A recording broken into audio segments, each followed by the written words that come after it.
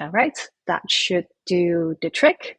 So the session will be recorded, so that also means that if you do have to jump, that's okay. We'll make sure to send out the recording to everyone that signed up for today's office hours. Now, office hours, it's an open format. So that also means that if you have any questions or anything you want to discuss, bring it to the table. That's absolutely the right place here.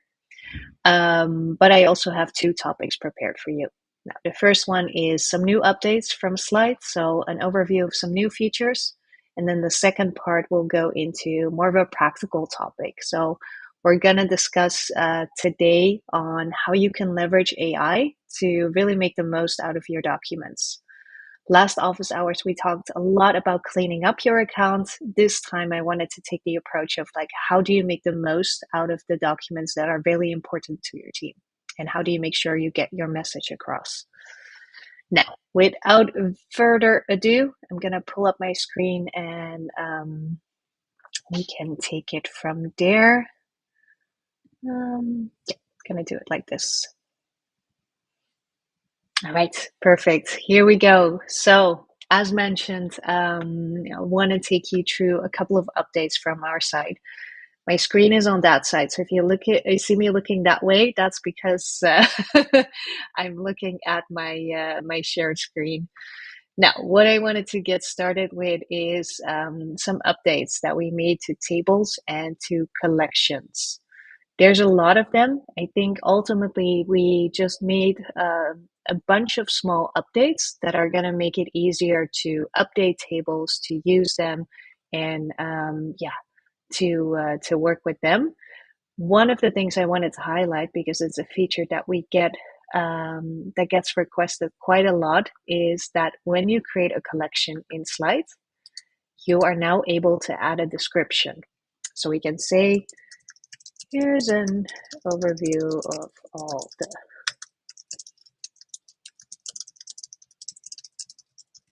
This one is relatively straightforward, but we've gotten this request quite a lot that people want to be able to put some context to the collections that they've been making.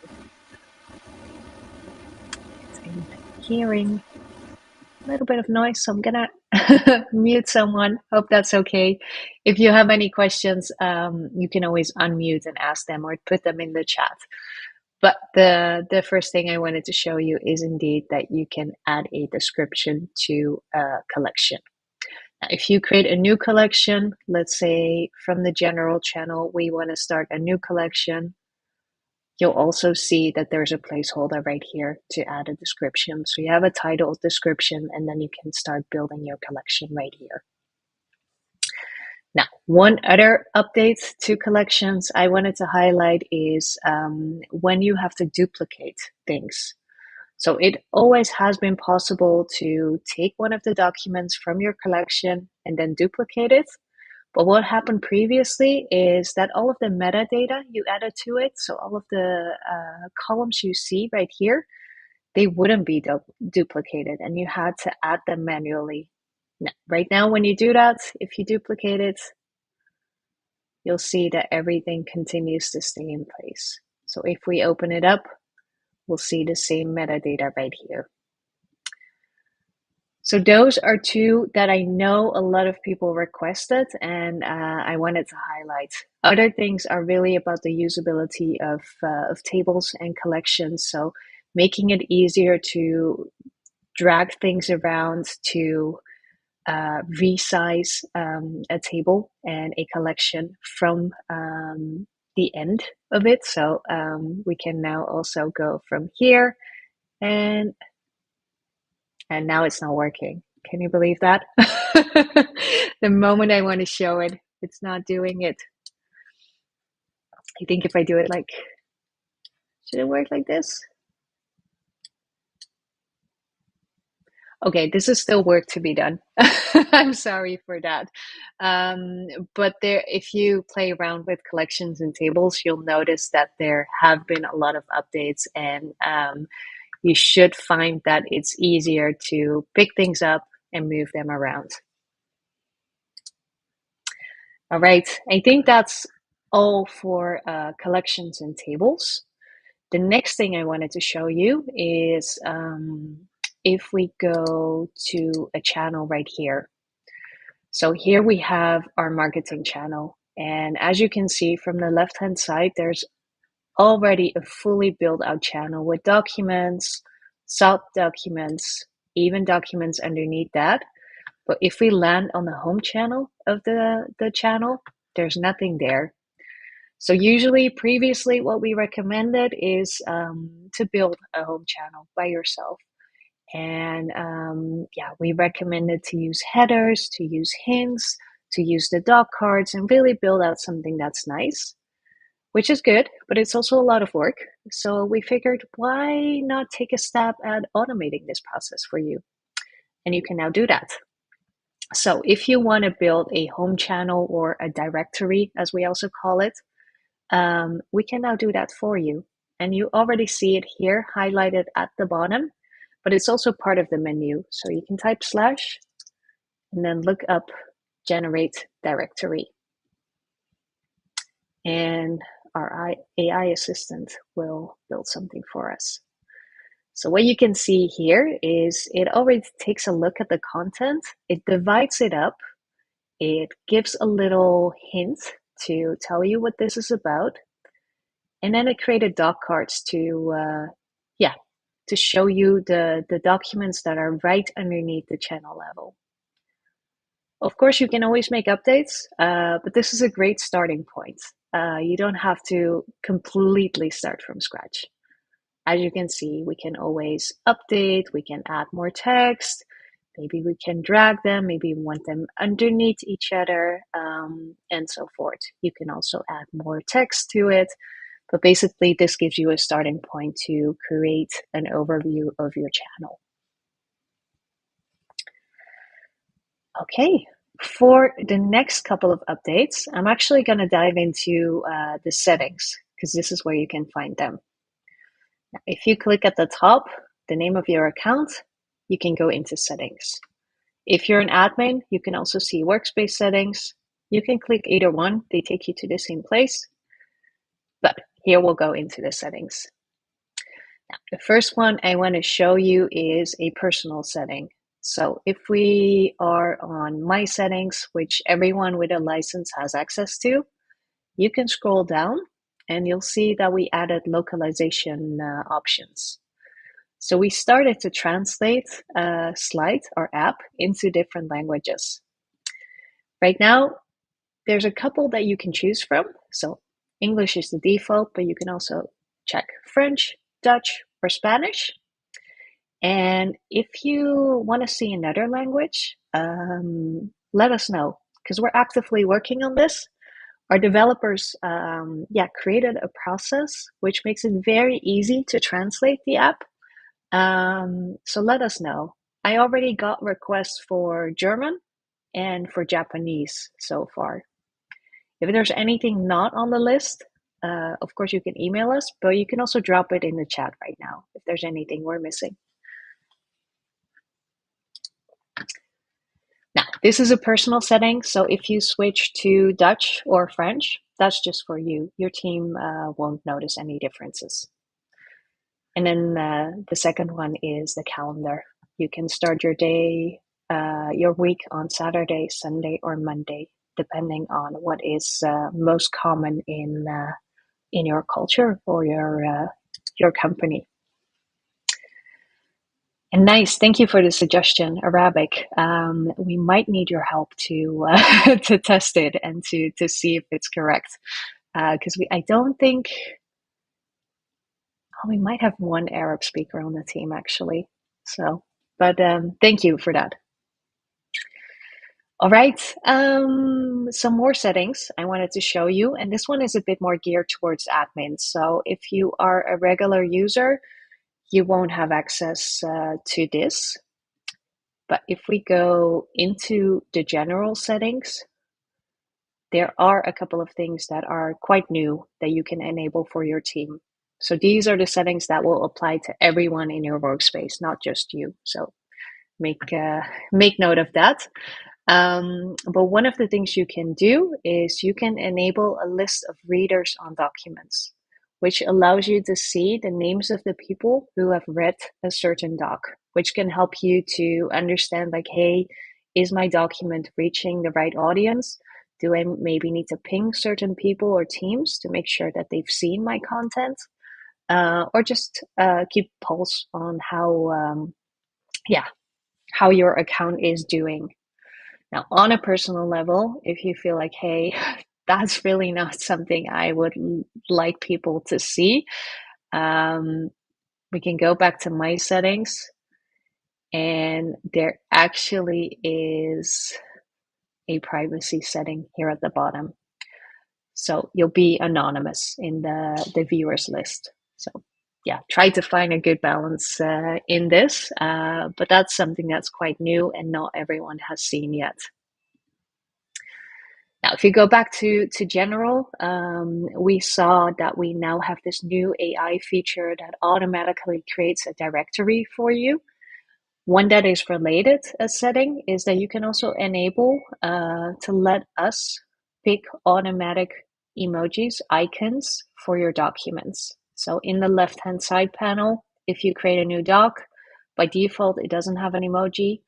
You can pick one from the list, either a slide icon or one of the default ones. If you don't want to go through that trouble, or you notice that a lot of your team leaves it empty, but you do like when they have an emoji, we can suggest one for you and we can automatically fill it. Of course, you can always overwrite if you want to, but this is something to make life easier for you. All right, going on to the next setting. So as you can see, we're quite heavy on the settings this week. This is something that we're still working on. So it's not final yet, but you do already have access. So these are your workspace analytics. We're revamping them at the moment, but we want to give you more insight into how your Slite account is being used. So here you see the documents that were created over time, but also how you're doing compared to the previous month. So you can track those numbers over time and see how you're doing.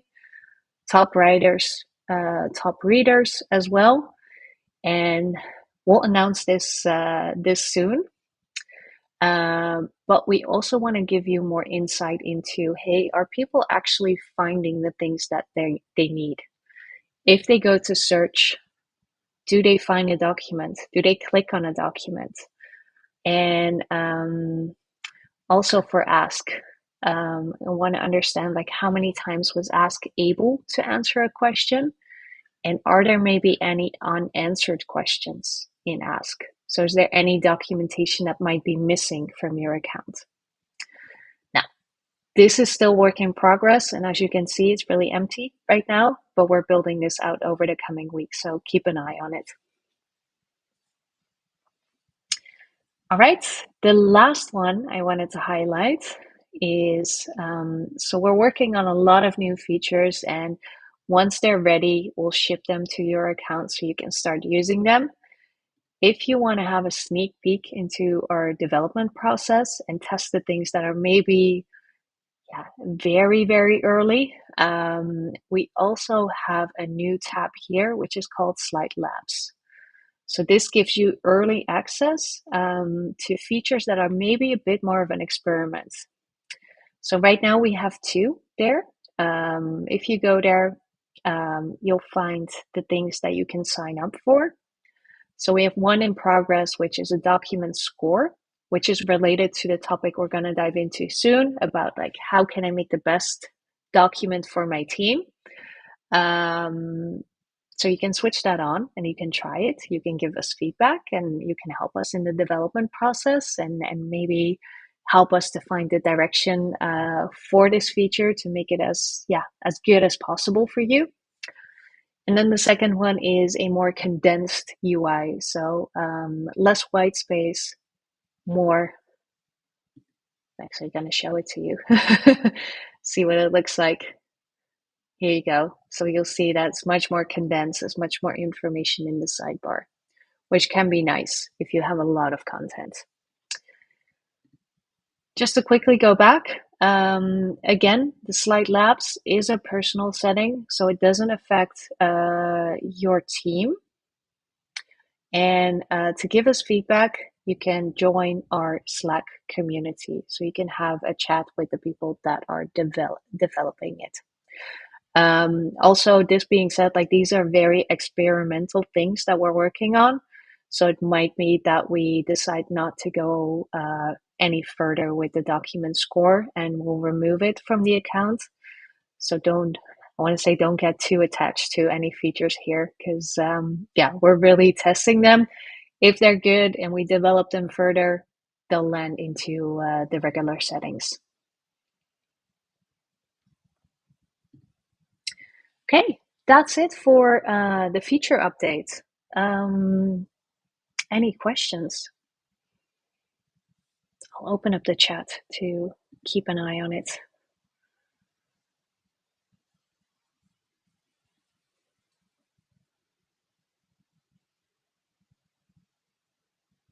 Okay, nothing coming in yet. If you do have any questions, just post them. Happy to to take them on. But at the same time, I think we can move to our second topic of the day. So as I mentioned, I want to talk a little bit about how can you make the most out of yeah, the documents that are important to your team. Now, to go about that, I think the first thing that we need to do, the first thing we need to understand is which are the documents that are mostly used. Now, there's several ways to go about that. What I would like, or what I like to do, is also use one of the newer features, which we already talked about last month. But if you go to channels, you'll see the display settings right here. If you click on it, you have the option to highlight the most active docs. And we can switch that on right now.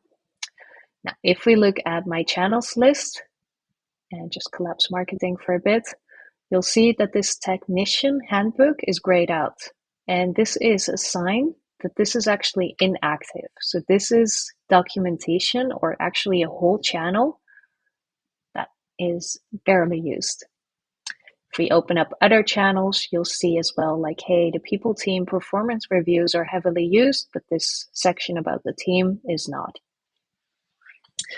So this can already give you quite an overview of what might be important first bits to focus on.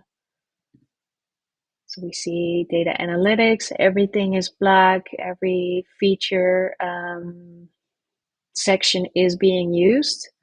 So that might give us an indication of like, okay, what are the most important channels in my Slide account? And let me start with those.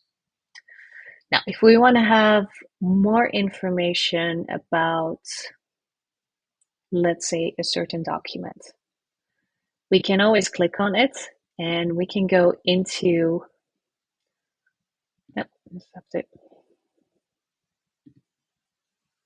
we can go into the insights. Now, what we talked about before with the viewers, we have this switched on in the account, and you can see that we had 5 viewers over the course of the last 10 months. It's mostly being used recently. There was a period when nothing happened, but here we can see an indication of the usage of a document, and if it's maybe important to the team. Now, this is really on a dog by dog basis, and it's a lot of work going into everything and checking out the statistics. What I would actually encourage you to do is, if you have a general sense using the highlight active docs, you can go into the knowledge management panel.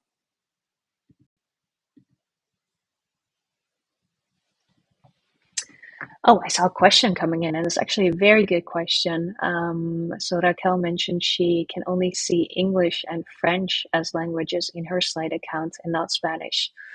I think that could be correct. Like, we're very close with Spanish and Dutch, but they might not be officially released yet. So it will be in the next few weeks. Keep an eye on it. But those are they're basically ready. I think we're doing some final checks to make sure that it all sounds okay, because translations can be can be tricky sometimes.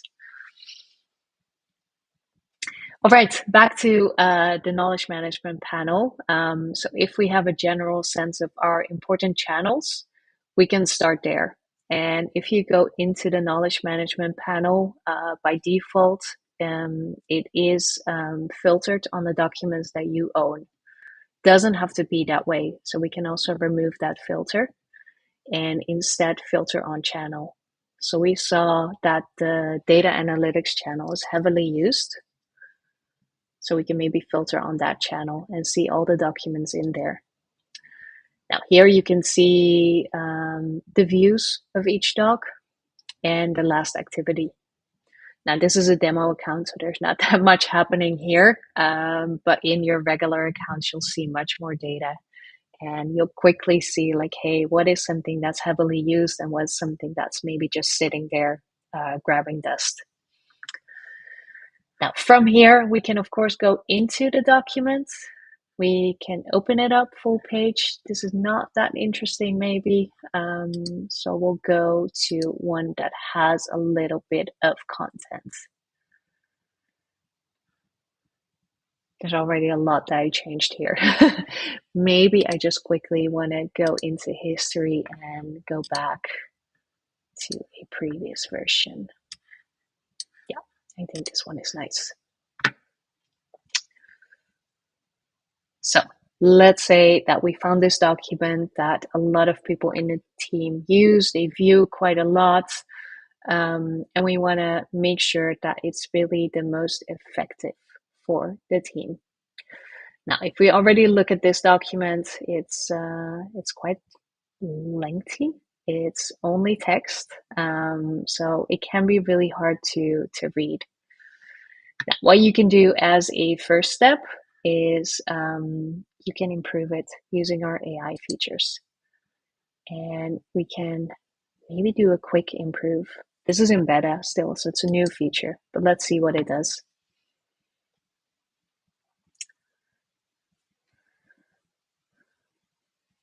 All right, so you see that it's being built as we go, and the quick improve, what it's geared towards is really making sure that your documents are suitable for skim reading.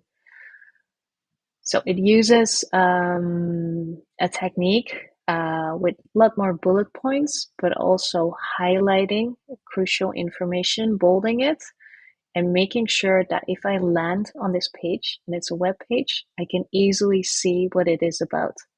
So that could be a great starting point, actually, and we can apply the changes. So you see that it's already much easier to consume. All right. I go back and forth between the chat and here, but I see that we have another question. So Marta asked, when turning on the display settings, is it only visible for me or is it setting up for the whole company? Yeah, so if you go to channels and the display settings, it's just for you. So it's just for you to see. You can switch it off again, but it will have no impact to the rest of your workspace.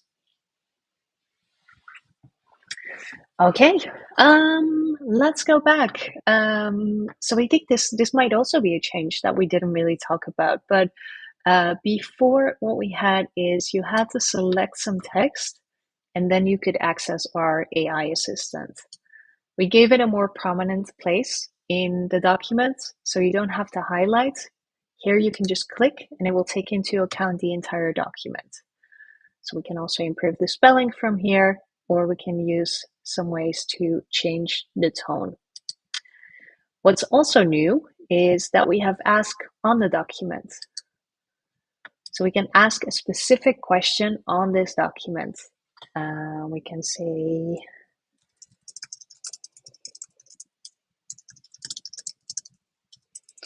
this is maybe not the best example because we have this feature by default, but it gives you an indication of what it can do.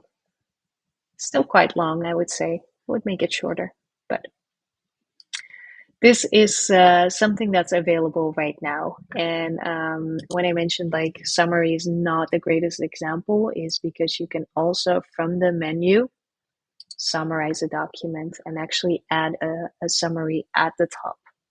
And this one is nicer actually, or maybe it's just because the window was smaller. That could also be. When you add this window, this is visible for everyone. So this is really an addition to the document that everyone can see. If you're using ask here on the document, that's just for you. It's for you to ask questions about the document, but it doesn't change anything per se on the document. If you improve it, if you make changes, yes, those will be visible.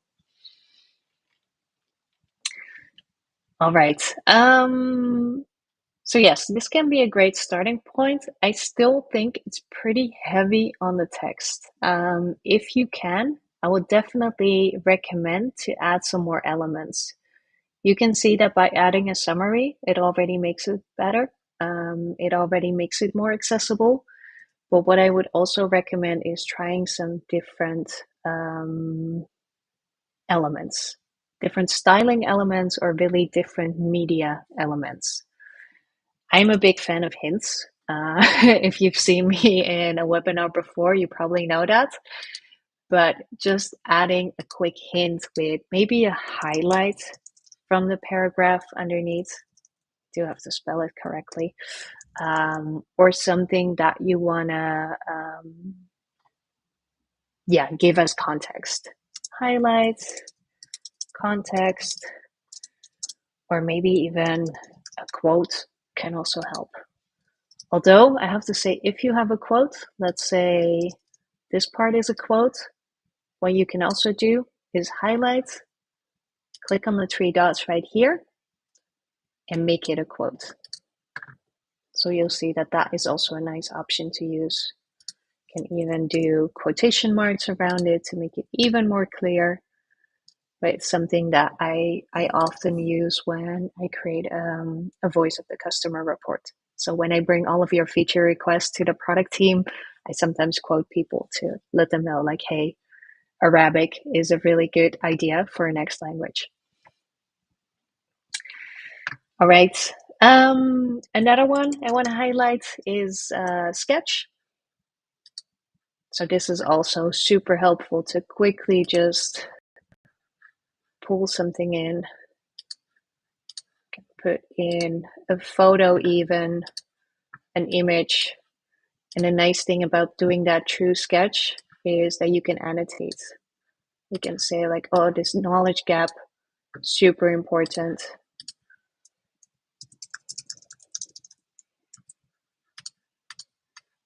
Just like quick annotations, just put it here. And then if we click away, this is part of my document. What I can also do is expand it to full width. That might actually be a bit too much in this case. Just go here. Other things that we might want to do. So we have a lot of updates to tables, so we can put in a table. If you're using a table, I would always recommend to do it full width. It's much nicer. And maybe one thing to also highlight, because not a lot of people know this, even I didn't know this until a few months ago, is but you don't have to use headers when you're creating a table. So if we go back real quick, click on the four dots right here. It by default shows the headers, but sometimes you don't need them. So feel free to remove them and you just have a very simple table that you can use. Now, as you can see, this is one of the recent improvements. We can far more easily add more rows and more columns to it.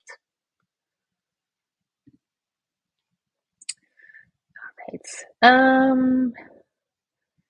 Yeah, so those are a couple of things that you can add to your documents. Seems pretty straightforward, but I think the more you differentiate between the types of information and how you show it, the easier it will be for people to read. Just reading long paragraphs of text via the browser, it continues to be a bit difficult. And yeah, maybe a couple of final things to highlight when you have a long document. Um, really, really long documents are not the best for slides. I do have to say that. When you're using ask or search, it might have trouble. So if you have very long text, I would consider breaking it up into different parts. And then if you break it up into different documents and different parts, create that directory to guide people on, like, okay, this part is in this document, this part is in this other document, and go from there. What can also be helpful if it's a long document, but it really needs to stay together. For example, maybe these are the FAQs on this document. We can turn that into a header. And then when something is a header, we can click on the 4 dots right here, and we can keep this section collapsed. And everything that's underneath that header will be collapsed by default. So when any user comes into this document, this is all they see. Very nice document, by the way. Now, very messy, but they see that there's FAQs here, or more information, or whatever you want to call it, and they can open it up to read it. But it's not there by default, so it's only there if they need it. Okay, I think this is most of what I wanted to cover. Are there any questions? Anything in the chat? You can also unmute, by the way. We're a small group, so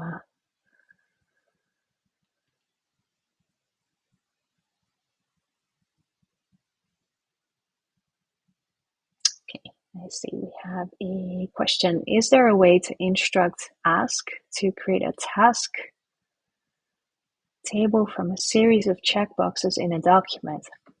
Yeah, gotcha. It's a good question. It's not. Maybe in the future, though. Right now, so ask doesn't really take instructions. So it doesn't create content for you, or will do things based on certain sets of information. So what ask does, it will give you an answer to a question based on your knowledge base. And then with the AI assistant over here, it can help you to improve your writing. But you'll also notice with improving your writing, we took the direction of improving the content that you have instead of creating new content for you from scratch. What it does make me think about is we do have an API and we have a Zapier integration. So what you technically could do, and I have to check if this is already part of the scope, you can, for example, set up a Zapier that says like, hey, when there is a checkbox, move it to a to-do in another document or in another tool. Maybe you use Jira or Linear or Monday or Asana or whatever else is out there. But that might be something to explore. And I have to see if we can already detect checkboxes.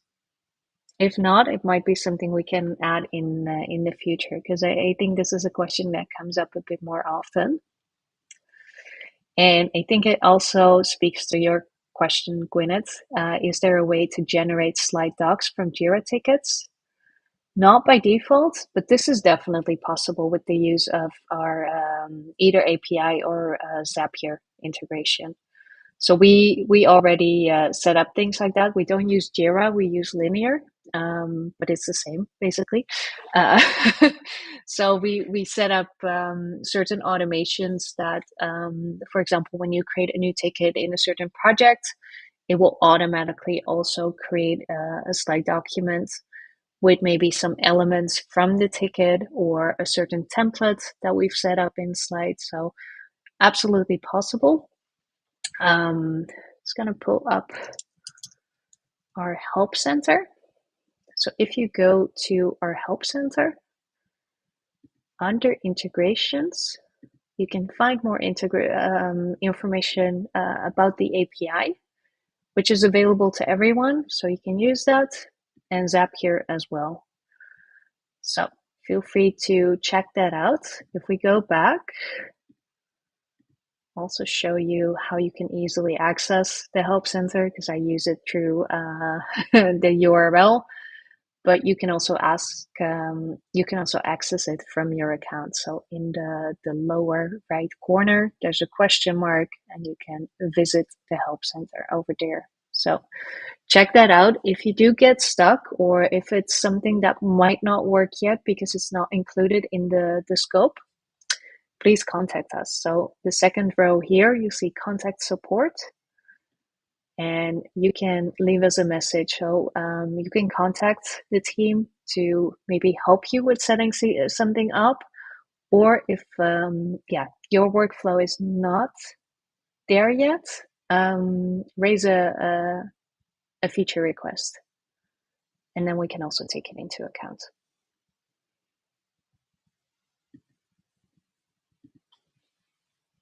Right, great questions. Anything else?